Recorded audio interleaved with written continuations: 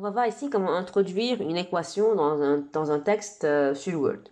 Donc voilà mon texte. Au cas où, par exemple, je souhaite introduire une équation ici, je vais revenir à la ligne. Je dois aller sur Insertion et cliquer ici sur Équation. Et puis, on a ici plusieurs équations qui sont déjà préfaites par Word, donc des formats préfaits.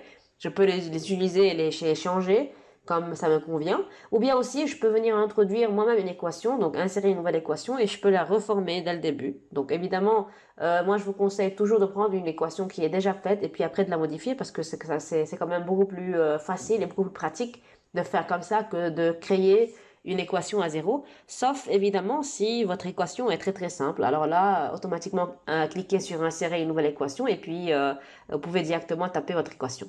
Donc, si par exemple, j'insère cette équation qui est là, voilà, elle est là. Et puis, si je mets le curseur à n'importe quel endroit, je peux venir changer. Donc, j'efface le 1, je mets le 2, par exemple. Et si j'ai une fraction, je peux mettre le curseur en haut, je peux ajouter un x, je peux effacer le n, je peux faire ce que je veux. Pareil en bas. Maintenant, au cas où j'ai besoin de faire entrer des caractères qui sont un petit peu compliqués, alors ils sont tous là. Donc je peux les faire entrer comme je veux.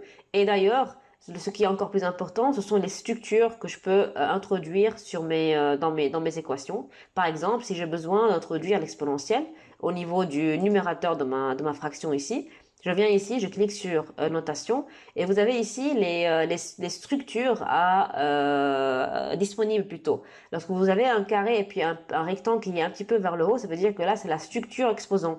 Là, c'est la structure avec indice. Là, c'est la structure avec indice et exposant. Et puis là, c'est la structure avec indice et exposant, mais à gauche. Donc, ça veut dire que vous êtes en train de spécifier ce que vous avez envie d'avoir en termes de structure et que par la suite, vous allez venir remplir selon ce que vous devez avoir dans l'équation. Par exemple, je vais introduire moi la première structure, donc exposant. Donc à l'intérieur du premier carré, je vais mettre le E. Et à l'intérieur du deuxième carré, je vais mettre exposant 2, donc exponentielle 2. Donc voilà, si par exemple j'ai besoin d'introduire une intégrale, je viens ici et j'introduis, je choisis pareil, je choisis la structure que j'ai envie d'avoir pour introduire mes termes de l'équation qui contient l'intégrale. Disons que là, je vais introduire une intégrale simple, c'est la première ligne, intégrale double et intégrale triple. Et puis là, ce sont les intégrales de contour. Donc, disons, je vais introduire celle-ci. Donc, voilà, je peux mettre ici donc entre 0 et disons que là, j'ai envie de mettre infini. Voilà mon infini, je clique directement ici. Et puis là, je peux mettre une équation, donc genre parenthèse x plus 1. Donc, je mets des choses vraiment aléatoires, d'accord?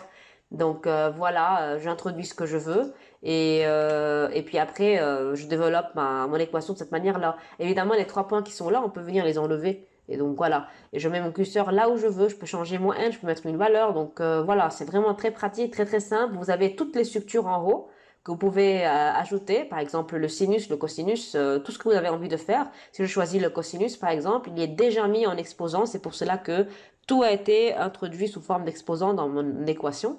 Et donc là, je peux venir introduire le cosinus de quel angle, donc je sais pas, de 30 par exemple, peu importe. Mais l'important, c'est de bien comprendre comment ça fonctionne et comment on est supposé introduire les structures et puis après les modifier pour adapter le tout de sorte à ce que ça soit conforme à l'équation que nous, on a envie d'écrire. Donc voilà comment on procède pour utiliser des équations avec Word. N'oubliez pas, il y a aussi les fractions ici, donc il y a vraiment toutes sortes de structures. Vous les trouvez tout ici, donc vous n'avez qu'à choisir la structure voulue et puis après vous l'insérez à l'endroit voulu dans l'équation et vous changez les paramètres. Et n'oubliez pas aussi que vous pouvez donc pareil, insérer une équation donc sans utiliser un format déjà fait, en cliquant ici sur insérer une nouvelle équation. Et là, vous allez avoir uniquement le texte, taper une équation ici. Donc vous pouvez commencer direct, donc x plus 2 par exemple. Et après, vous mettez par exemple notre notation. Je vais mettre ici le e exposant 2 et puis après plus une intégrale voilà je sais pas de x plus 2 et donc je suis toujours en termes d'exposant donc voilà je me remets ici par exemple je mets une fraction donc j'utilise le 2 sur x donc x par exemple. Et puis voilà, c'est tout. Je peux mettre des fois si j'ai envie, donc des fois entre les termes. Ça dépend du format que j'ai besoin d'adopter pour mon équation. Donc voilà comment on fait pour introduire des équations sur un fichier Word.